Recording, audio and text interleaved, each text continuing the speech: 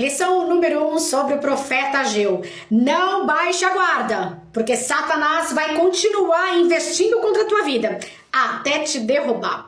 Bem, antes de entrar em Ageu, eu preciso fazer uma lição anterior para que você possa entender depois sobre o período do profeta Ageu.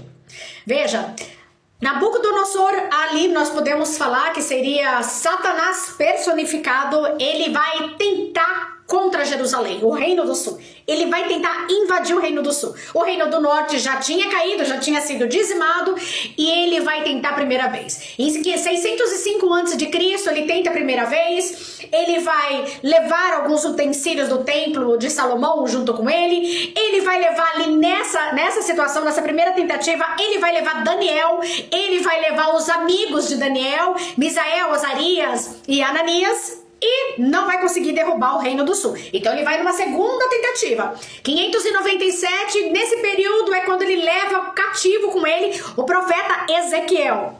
Mas ele não consegue. Mas quando chega em 586, Nabucodonosor, depois de 2 anos sitiando Jerusalém, ele vai derrubar os muros, ele vai destruir a cidade, vai arrasar com o templo, e aí ele consegue tomar Jerusalém. Veja que ele foi paciente, né? Até nessa terceira tentativa ele fica 2 anos ali cercando os muros para ver a melhor estratégia. Ele é paciente. Você sabia que Satanás é paciente? Você sabia que Satanás, ele é gotejante, de gotinha em gotinha até ele conseguir te derrubar. E qual é a estratégia? Não baixe a guarda. Não é porque você venceu uma batalha hoje que amanhã você tá forte, tá de pé. Não. Você, veja, é todos os dias. Quando você vai ler Efésios capítulo 6 sobre esse revestir da armadura de Deus, é um revestimento diário. Todos os dias você se reveste da armadura de Deus. Então ele tenta contra a tua vida hoje, você busca ficar de pé no Senhor. Amanhã ele vai tentar de novo, depois da manhã ele vai tentar de novo. Quando Jesus Cristo é batizado, capítulo 4 de Mateus, vai dizer que o Espírito Santo leva Jesus ao deserto para ser tentado por Satanás, tentado pelo inimigo. Veja, Satanás vai tentar Jesus de várias maneiras e Jesus vai resistir na palavra, né? Jesus vai falar para ele, nem só de pão viverá o homem, mas de toda a palavra que procede da boca de Deus. E vai falar que Satanás se retira ali de Jesus até a hora oportuna. E depois nós vamos ver ele também tentando Jesus lá no Getsêmani, antes do Senhor ir para a cruz. Ele vai continuar tentando contra a tua vida. Não baixe a guarda. Deixa ele cercar, deixa ele rodear. Não baixe a guarda. Lição número 2 sobre o profeta Ageu. Deus não está em silêncio perpetuamente. Bem, eu falei no vídeo anterior sobre o cativeiro babilônico. E os judeus, eles vão ficar 70 anos nesse cativeiro. E aí nós chegamos no rei Ciro, que está ali governando na Pérsia, e ele toma consciência dessa profecia, de que o cativeiro duraria 70 anos. O próprio rei Ciro sabe que já tinha chegado no final. E ele vai liberar para que os judeus voltem para a sua terra, voltem para Jerusalém. Vão ser 3 levas, a primeira leva com Zorobabel, a segunda leva eles vão com Esdras e a terceira vão com Neemias. Na primeira leva eles vão com Zorobabel e o rei vai liberar os utensílios do templo, vai enviar recursos, vai enviar até proteção para o povo, e eles vão voltar alegres, eles vão voltar contentes, eles vão voltar ali para reconstruir o templo. E eles começam a reconstruir. Eles começam ali a firmar as bases para a reconstrução, começam a mexer com a obra, até que aparecem os samaritanos. E os samaritanos querem fazer aliança com esse povo. Só que eles não são mais judeus puros, então os judeus não aceitam aliança. E aí os samaritanos vão mandar cartas para o rei Artaxerxes, que vai embargar a obra. E a obra vai ficar 15, 16 anos parada, completamente parada. É nessa hora que Deus levanta um homem chamado Ageu.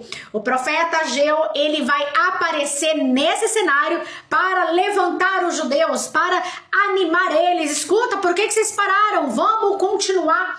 Deus volta a falar pela boca do profeta Ageu.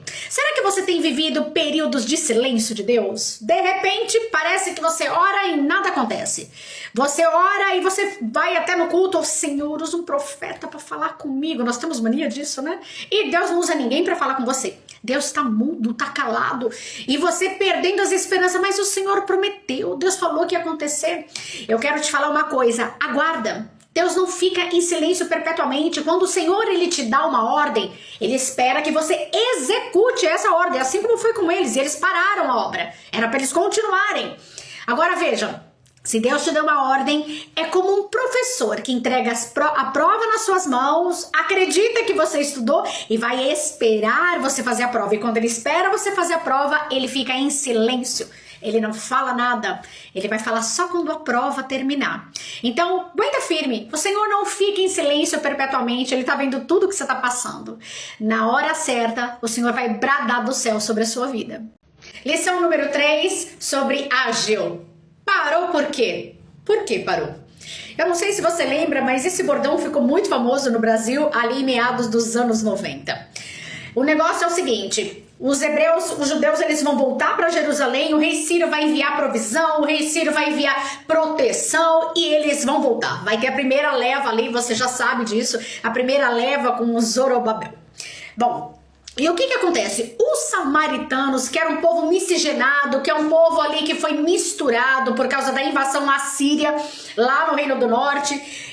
Esses samaritanos, eles vão querer fazer um acordão ali com os judeus. E os judeus não vão permitir. Vão falar, vocês não são mais judeus puros. Vocês foram contaminados. Bem conivente com os dias de hoje, né? Quanto crente contaminado com as coisas do mundo, já não segue os princípios do Senhor à risca.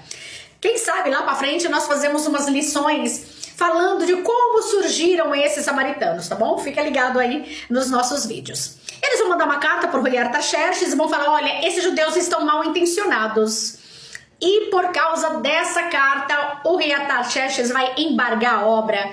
Que cartas você tem lido por aí? Porque veja, o rei Artaxerxes ele não foi averiguar se aqueles samaritanos estavam falando a verdade. Ele simplesmente manda parar a obra que foi Deus quem mandou eles. Por isso essa lição. Por que você parou? Você parou por quê?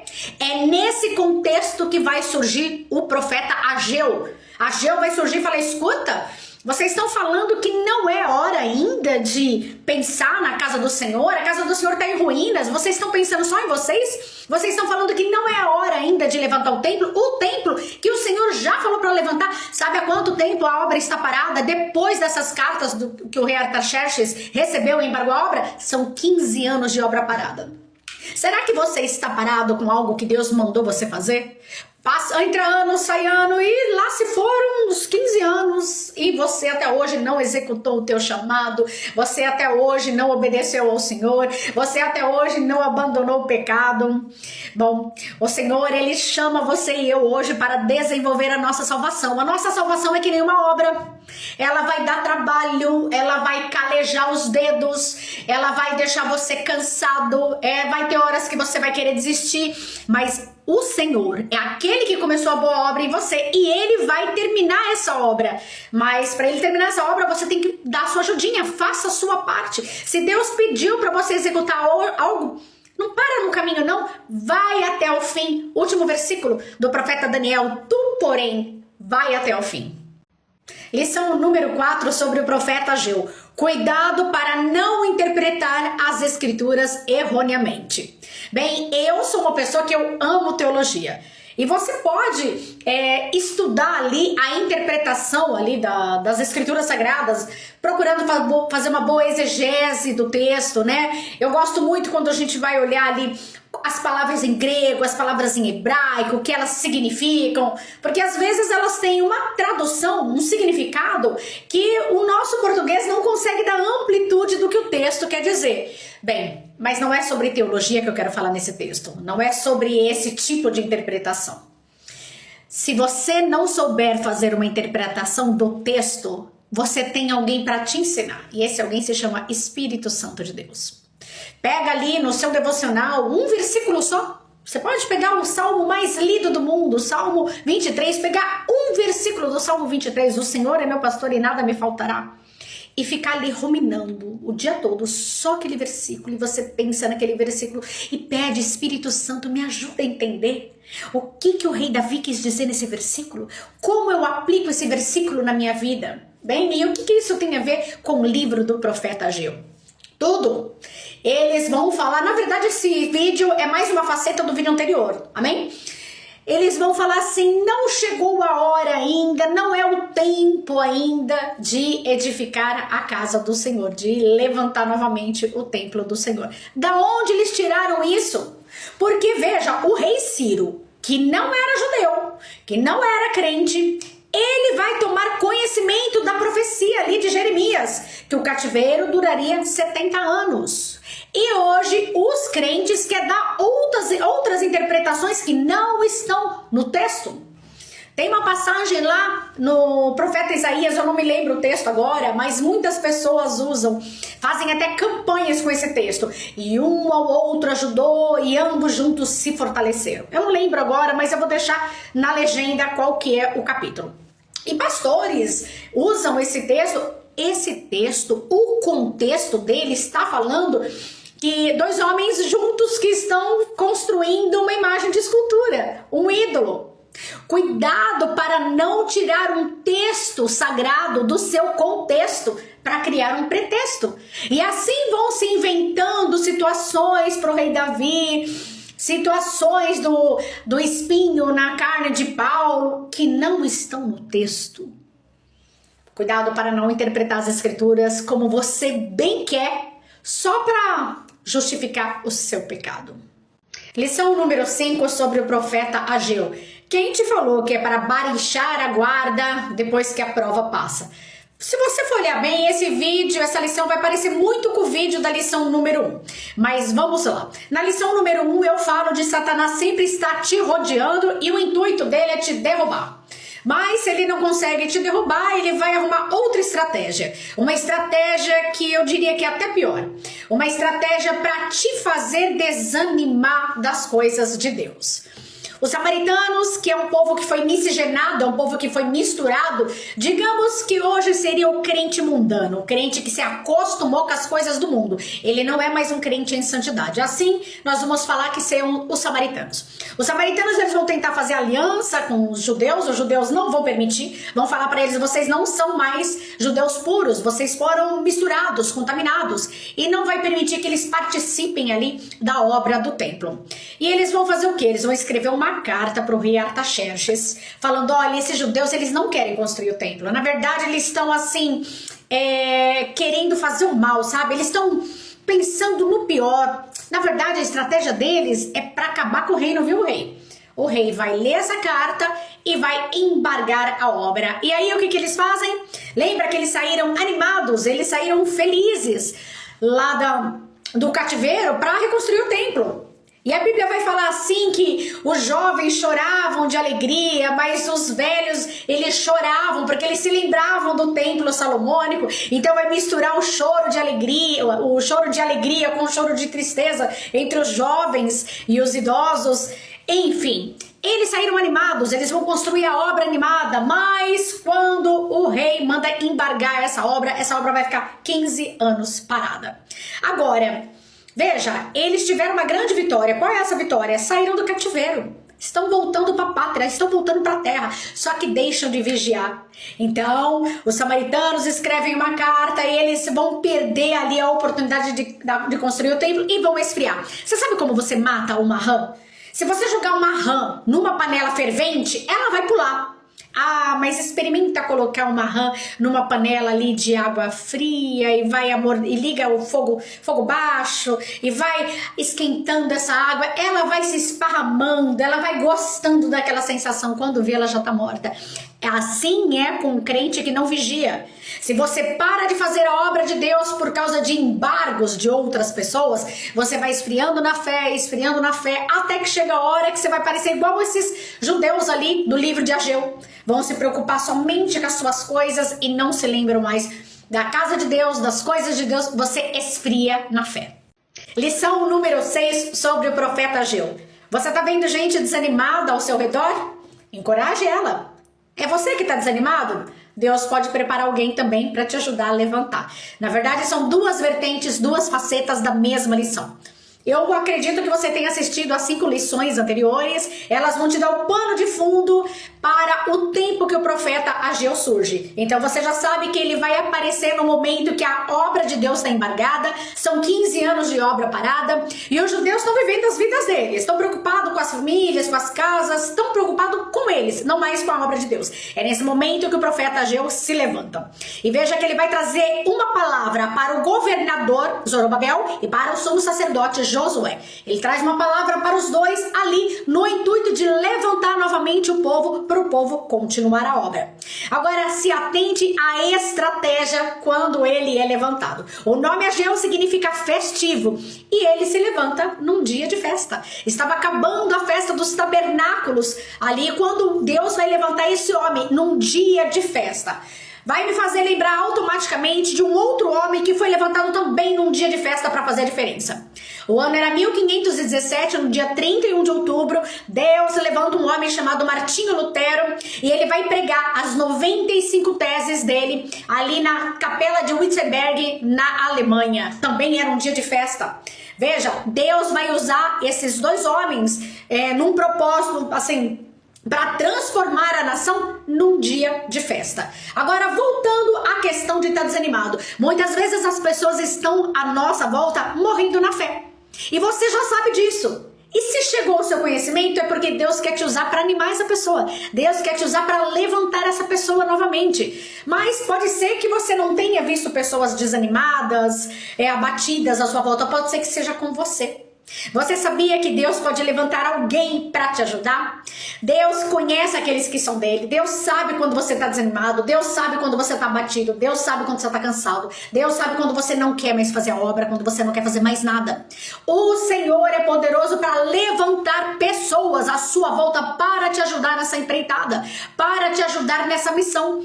Não é todo dia que você vai acordar bem. Efésios capítulo 6, quando vai falar da armadura de Deus, fala para nós ficarmos firmes, porque o dia mal vem. O dia mal ele vem para mim, ele vem para você, ele vem para todos nós.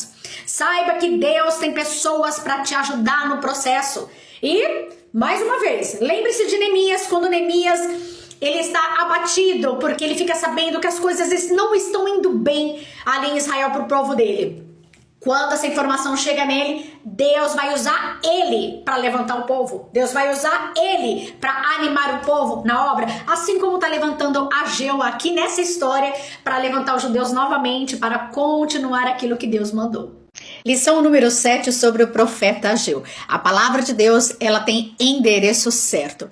Bem, o profeta Ageu, ele vai trazer uma palavra, você vai ler ali no capítulo 1, ele vai trazer uma palavra de confronto para o povo. Mas antes de trazer para o povo, ele vai trazer essa palavra de confronto para o líder político, que era Zorobabel, e para o líder religioso, que era o sumo sacerdote Josué. Bem, só um parênteses aqui. Quem tem que dar o direcionamento para as nações, para a política, é a igreja do Senhor Jesus, é a palavra de Deus, é o profeta e não é o contrário. Não é os líderes políticos que direcionam a igreja como deve agir. É a igreja sob a palavra de Deus, não estou falando sobre profecia de homem, sobre a palavra de Deus, ela que dá o direcionamento. Ageu, ele vai dar esse direcionamento ali para Zorobabel e para Josué e também para o povo. E no versículo 4 ele vai falar o seguinte: por um acaso é tempo de viver em casas apaneiladas enquanto a casa do Senhor permanece em ruínas? Esse termo casas apaneiladas era casas feitas com painéis, né? Aquelas ripas bonitas de madeira. Hoje até se usa muito isso, né? Aquelas casas cheias de painéis. Aquele povo, a obra de Deus é embargada, fica 15 anos sem mexerem na obra, só que eles vão fazer a casa deles, mas não é apenas uma casa para morar e tudo bem, não. Eles vão fazer coisa suntuosa, mas para Deus não tem. Para a casa de Deus não tem. E o profeta Ageu, ele vai dar esse direcionamento, ele vai dar esse endereço da palavra é ali para o povo. E Ageu vai falar assim: vocês já perceberam que vocês têm colhido muito, semeado muito e recolhido pouco? Você já viu muitas vezes como uma pessoa opulenta de recursos, parece que não falta nada para ela. Ela tem dinheiro para comprar o que ela quiser.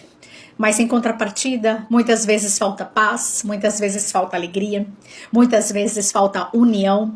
Então, prosperidade de Deus não necessariamente é sempre recursos. Agora, como eu disse, a palavra tem um direcionamento. Isso significa que quando você está cultuando o Senhor e vem uma palavra ali do altar para você, a palavra é para você. A palavra não é, ai, fulano tinha que estar aqui, porque essa palavra era todinha para ele. Não, a palavra é para quem está ali ouvindo ela. Deus tem endereço certo com a palavra dele, ele sabe aquilo que nós precisamos ouvir, e muitas vezes nós estamos com o coração obstinado de tal maneira que não é pra gente, não é pra você sim. Veja, os judeus, eles esqueceram a obra de Deus, mas eles estavam na opulência, vivendo. A palavra de Ageu vem para eles. A palavra de Ageu vem para o governador.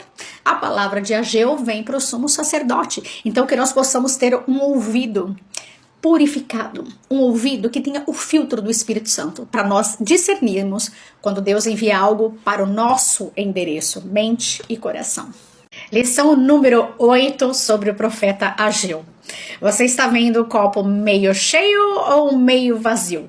Bem, eu não sei se você conhece esse termo, provavelmente é sim, mas esse termo, ele traz duas visões de uma mesma situação. A primeira visão, o copo está meio cheio, é uma visão otimista, né? É como se você dissesse, bom, nós já conseguimos metade, falta mais metade. E a segunda visão é uma visão pessimista. Não acredito que a gente só conseguiu metade. Olha o quanto que falta ainda falta metade. Bom, por que eu estou te dizendo isso? Porque no capítulo 2 do livro de Ageu, o profeta vai falar da glória da segunda casa. E a glória da segunda casa, ela vai envolver duas gerações diferentes. Vai envolver os jovens que não conheceram o templo salomônico, que eles provavelmente nasceram ali no cativeiro babilônico. E vai envolver os idosos, os anciãos, aqueles que conheceram o templo salomônico e toda a sua suntuosidade. E as duas gerações vão chorar, os choros vão se misturar. Os choros dos jovens, porque eles estão saindo do cativeiro babilônico e eles vão ajudar na reconstrução do templo e eles vão ficar muito alegres, muito felizes. Mas em contrapartida tem os anciãos, os nostálgicos anciãos, que vão ficar pensando, mas aquele templo era muito mais belo, tinha pedras preciosas, não, o templo de Salomão não tem comparação, e eles vão chorar. Eles vão chorar a tal ponto que eles podem desanimar os jovens. Assim somos nós hoje, muitas vezes ali no ambiente de igreja. Você já viu aquelas pessoas que são crente velho, que acha que ele não precisa saber mais nada, ele não precisa mais aprender a palavra. Você chegou agora. Eu, no meu tempo, porque eu tenho 30 anos, eu tenho 40 anos, eu já jubilei. Bom, eu quero te dizer que até o final da nossa vida nós vamos estar aprendendo ainda da palavra de Deus. Prova disso é que o apóstolo Paulo está no final da vida, e ele vai falar para Timóteo, Timóteo, me traz uma capa porque eu estou com frio, e me traz os pergaminhos, o quanto você puder de pergaminhos, porque eu quero continuar lendo e estudando. O apóstolo Paulo, o maior exegeta que já existiu, e ele vai ainda buscar aprender da palavra de Deus. Será que nós somos os jovens que estamos nos alegrando, estamos no primeiro amor, vivendo coisas novas, né? Deus nos resgatou do império das trevas para que nós possamos aprender coisas novas? Ou será que nós somos os anciãos? Nos achamos sábios demais, e quando aparece um jovem, uma pessoa mais jovem do que nós, conhecendo a palavra melhor ainda do que nós, será que nós ficamos arrogantes? Para não dizer com inveja? Lição número 9 sobre o profeta Ageu. Procrastinação é pecado, sim. Bem, nós conhecemos lá no primeiro vídeo que o rei Ciro, ele toma consciência de uma profecia de que o cativeiro duraria 70 anos. E ele vai liberar o povo para voltar para Jerusalém, para recomeçar a construção do templo. E aí os samaritanos, eles querem fazer uma aliança porque eles querem participar dessa obra, mas os judeus não aceitam. Os judeus falam, vocês são miscigenados, vocês são povo misturado, vocês não são mais judeus puros, nós não podemos deixar. E aí eles, com raiva, com inveja, eles vão escrever cartas para o rei Artaxerxes, falando, olha, esses judeus estão mal intencionados, viu, rei? Olha, é rebelião que eles querem.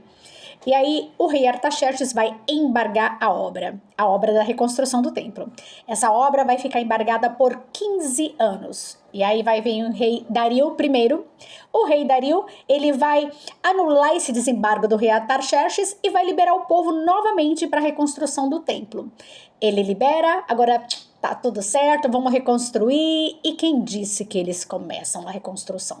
Você vai ver no vídeo anterior eu falando deles fazerem casas apaneiladas, casas bonitas, suntuosas, luxuosas, enquanto a casa de Deus estava em ruína. A casa de Deus que já estava liberada para a reconstrução novamente. E eles vão adiar e procrastinar. E é nesse contexto que o profeta Ageu é levantado para reanimar o povo. Gente, vamos lá, chega. Bom, e é aqui que eu quero pegar contigo a palavra procrastinação. Procrastinação é pecado. Será que você tem adiado coisas que Deus já pediu para você fazer? Será que você tem adiado um chamado? Você sabia que um chamado de Deus é algo assim maravilhoso? Você sabia que um chamado de Deus é um privilégio? E muitas pessoas estão adiando de cumprir o chamado. Eu não me sinto capaz, não, porque eu tenho minhas coisas para fazer. E vai adiando. Eu vou te dar só um exemplo e aí você pensa aí se você está procrastinando algo. Para você pensar o quanto é sério a procrastinação. Você já imaginou que uma pessoa pode perder a salvação por causa de procrastinação? Adriana, o que é isso que você está falando? Então, esse é o exemplo que eu quero te dar. O Espírito Santo toca no teu coração que você precisa liberar perdão para alguém. E você não libera, e você mantém um coração amargo, você mantém um coração rancoroso. E Jesus vai falar que se nós não perdoarmos quem nos ofendeu, nós não seremos perdoados pelo Pai. Se você não for perdoado pelo Pai, você não vai morar com o Pai, ok? Você não vai ser salvo. Pois bem, você não libera perdão e a tua senha chega e você morre. E aí, para onde você vai? Tudo por causa da procrastinação. Procrastinação é pecado, sim. Lição número 10 sobre o profeta Ageu. Considerai o vosso passado.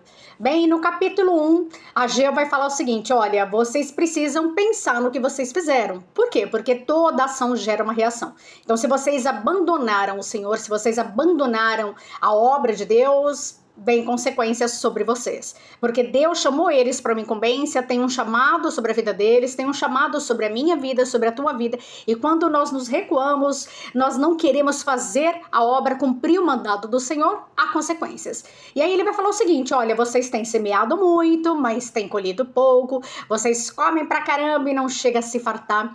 Veja, quando Ageu está falando isso, ele não está falando da pessoa que, sei lá, vai num restaurante, numa churrascaria, come assim até encher o bucho e não tá satisfeito. Não, não é disso que ele tá falando. Ele tá falando assim que você pode ter recursos, morar numa casa apaneilada, como nós falamos nos vídeos anteriores, luxuosa, cheia, né, de ripas de madeira. Você pode ter uma mesa farta de iguarias, mas se você não tem Deus e o Senhor não é tua prioridade, você vai se sentir cada vez mais vazio, cada vez mais vazio. Você vai procurar se preencher com outras coisas e não vai ficar satisfeito. Nós vamos ver isso no livro de Eclesiastes. Salomão, ele vai falar que ele planta vinhas, mas isso não deixa ele feliz, né? Ele vai cuidar ali de botânica, mas isso não deixa ele feliz. Ele vai ter muitas mulheres e isso também não preenche a alma dele. Ele vai se dar ao vinho, né? Praticamente Salomão vai virar um sommelier. E isso também não vai satisfazer a vida dele. Assim é o que Ageu está falando. Quando o Senhor não é a tua prioridade, quando Deus não é a tua primícia, tudo que você faz, você não se satisfaz. É por isso que ele vai falar 2 vezes no capítulo 1, considerai o vosso passado, considerai o vosso passado. Quais são as sementes que nós temos lançado para ter a colheita que nós estamos tendo hoje?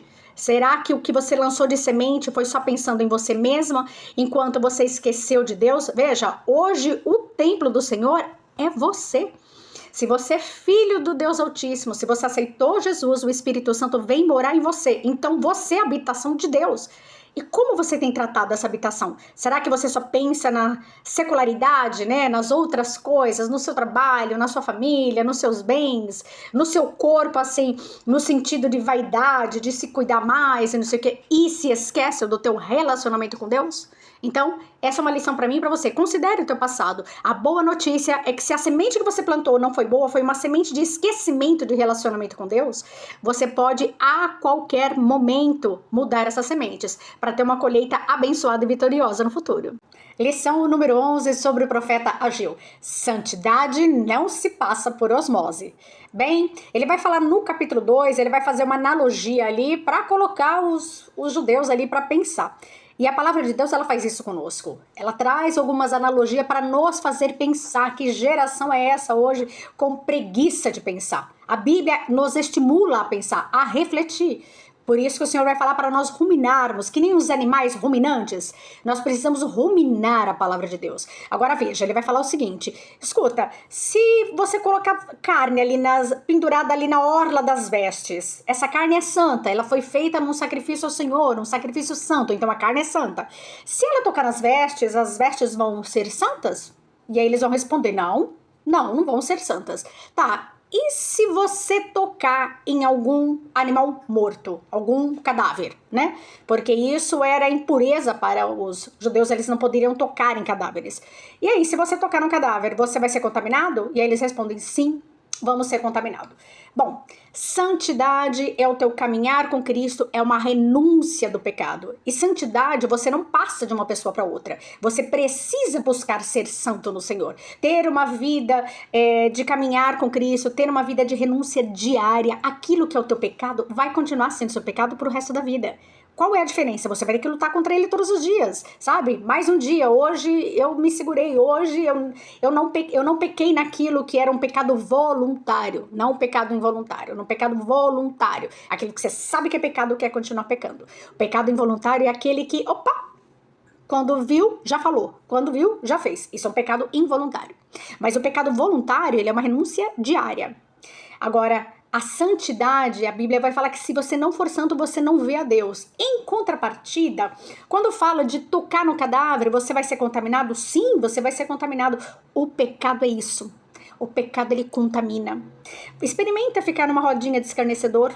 Quanto menos você espera, você tá falando palavrão junto com eles, você tá contando piada suja junto com eles. O pecado, a impureza, ela é algo que contamina. Você precisa sim buscar estar num ambiente onde as pessoas buscam o mesmo propósito. Se você busca santidade, está num ambiente com pessoas imundas de palavreado, imundas de atitudes, imundas de linguajar, você vai se tornar imundo também. Você vai se contaminar também. A tua busca diária de santidade, ela não é fácil, mas ela é necessária. Então, busque ser santo, como Deus é santo. Porque se o teu projeto futuro é passar a eternidade com Jesus, se você não buscar santidade, não é com ele que você vai passar a eternidade. Lição número 12 sobre o profeta Ageu. Você sabia que você é um templo em movimento? Bem, Ageu vai falar no capítulo 2 sobre a glória da última casa. E aqui eu quero fazer apenas uma ressalva, porque alguns pregadores usam um vício de linguagem dizendo a glória da segunda casa. Mas Ageu não está falando isso. Ageu está falando da glória da última casa e não glória da segunda casa. E quem é essa última casa? Você lembra lá do Senhor Jesus no capítulo 4 do Evangelho, segundo o relato de João, falando aquele diálogo que Jesus vai ter com a mulher samaritana? Jesus vai falar ali, olha, a hora já chegou em que os verdadeiros adoradores adorarão ao Pai em espírito e em verdade. A última glória, a última casa é você. Paulo vai falar no livro de Coríntios que nós somos edifícios de Deus. Então, no Antigo Testamento, o Senhor, sim, ele nunca habitou em templos feitos por mãos humanas, mas ele manifestava a sua glória lá no templo de Salomão. Ele manifestava a sua glória. Hoje, essa glória manifesta através de você. Você aceita Jesus, o Espírito Santo vem habitar em você. Então você é edifício de Deus. E como que você manifesta essa glória da última casa? Você manifesta ali em espírito, em verdade, em adoração ao Senhor, como foi o diálogo de Jesus com a mulher samaritana.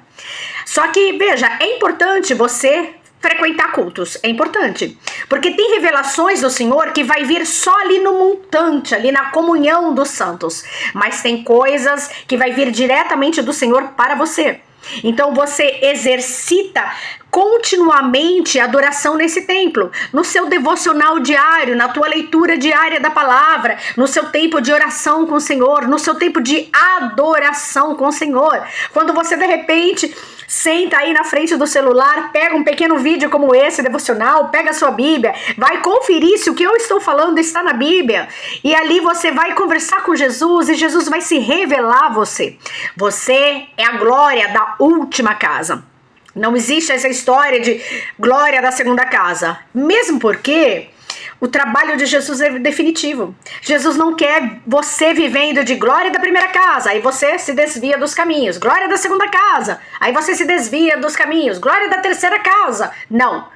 É algo definitivo. Você se entrega para Jesus, o Espírito Santo habita dentro de você e você exercita como um templo contínuo, um templo vivo, um templo em atividade, um templo em constante adoração. Você está lavando louça, você está adorando, você está dirigindo, indo para o trabalho, você está cantando, salmodiando ao Senhor, você está fazendo algumas coisas, você está com espírito de oração ali na sua mente. Você é um templo vivo. Exercite, é um privilégio ter o Espírito Santo habitando dentro de você.